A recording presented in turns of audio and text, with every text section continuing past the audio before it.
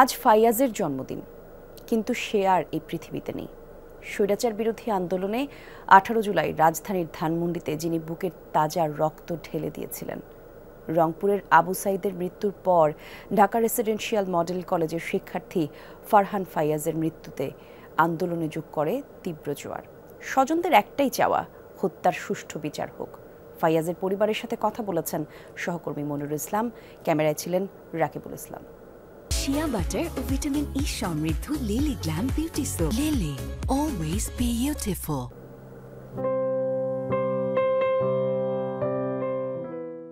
12 September ফাইয়াজের জন্মদিন। গত বছর এই দিনে পরিবার নিয়ে কি আনন্দটাই না করেছিল ফাইয়াজ। মা বাবা বোন নিয়ে কেক কাটা, পরে বাইরে খেতে যাওয়া। আবারও এসেছে 12 সেপ্টেম্বর। পরিবার জুড়ে এখন শুধুই হাহাকার।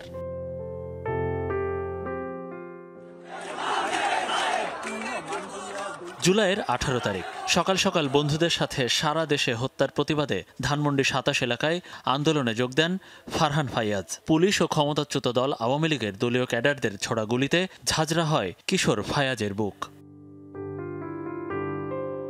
নির্মম ভাগ্যর লিখনে কি অদ্ভুত মিল। মৃত্যুর দিন 18 জুলাই ছিল বৃহস্পতিবার, 12 সেপ্টেম্বর জন্মদিনটাও বৃহস্পতিবার।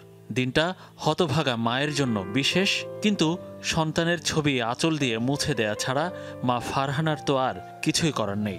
কে এবার একটু কেক খেতে চাইবে, কে বলবে মাগো একটু ভাত মেখে খাইয়ে দাও। বাইরে ঘুরতেই পছন্দ করতো বেশি। জন্মদিনে পড়ার রুমে গেলে আগের স্মৃতিগুলো মনে পড়ে, চেয়ারে বসে পড়ছে, কাছে বসে কাপড়গুলো দেখলে যেমন দেখে একা একা নীরবে কাঁদি। মেয়ের সামনে তো কাঁদতে পারি না, কাঁদলে ওরও খারাপ লাগবে। নাস্তা দিতাম সকালে উঠে মনে পড়ে, রাতে খাবার টেবিলে যখন খাই ওর কথা মনে পড়ে। কারো মনে সে কোনো আঘাত করে থাকে, কষ্ট দিয়ে থাকে, জিনিসগুলো একটু ক্ষমা করে দিবে, এটা আমি। ফাইয়াজ যেদিন মারা যান সেদিন জীবদ্দশার নারকীয় একটি দিন দেখেন বাবা শহীদুল ইসলাম ভূঁইয়া। ছেলের লাশ যখন তাকে তড়িঘড়ি করে বুঝিয়ে দেওয়া হচ্ছিল, সেদিন টের পান মাথায় আকাশ ভেঙে পড়া বা পায়ের নিচ থেকে মাটি সরে যাবার অনুভূতি কেমন হয়। বাচ্চাদেরকে ওরা কিভাবে লাঠিপেটা করেছে, গুলি মেরেছে, rubber bullet, original bullet, tear shell, মানে এমন একটা অবস্থা, পুরা বিভীষিকাময় অবস্থা, পুরো হসপিটালে কান্নার রোল বেয়ে যাচ্ছে। পোস্টমর্টেম ওই মুহূর্তে করতে গেলে হয়তো আমরা ওকে নিয়ে বাড়িতে দাফন করতে সুযোগ পেতাম না।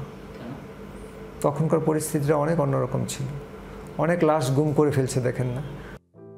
ফাইয়াজের পিঠাপিঠি একমাত্র বোন সাইমা ইসলাম ফারিন। তিনি জানতেন ভাইয়ার ইচ্ছা বিজ্ঞানী হবে, কিন্তু দেশের জন্য রক্ত দিয়ে ভাইয়ের মৃত্যু ফারিনের কাছে যেন একটি স্বপ্নের আত্মোৎসর্গ। ট্যুরে যেতাম, সিলেট যেতাম, কক্সবাজার ছিলাম। এখন সব সময় এগুলি মনে পড়ে। এখন তো আর যাওয়া হবে না কখনো, যেহেতু ভাইয়া আমাদের মাঝে আর নেই। আমার ভাইকে কেন স্বৈরাচারীরা গুলি করলো, যেখানে ছাত্ররা নিরস্ত্র ছিল, তাদের হাতে কোনো আর্মস ছিল না, তাহলে স্টুডেন্টদের গুলি করার সাহস ওরা কোথা থেকে পায়? 5 আগস্টে শেখ হাসিনার পতনের পর কুকড়ে থাকা ফাইয়াজের পরিবার পেয়েছে নতুন আশার আলো। প্রত্যাশা সন্তান হত্যার বিচার। যারা ওকে এরকম গুলি করে মেরেছে তারা যেন বিচার হয় খুব দ্রুত। দলীয় কোনো সরকার নেই, সেই জন্য এখন আমরা আশাবাদী যে আমরা বিচারটা পাবো এবং খুব দ্রুত সময় পাবো আশা করি।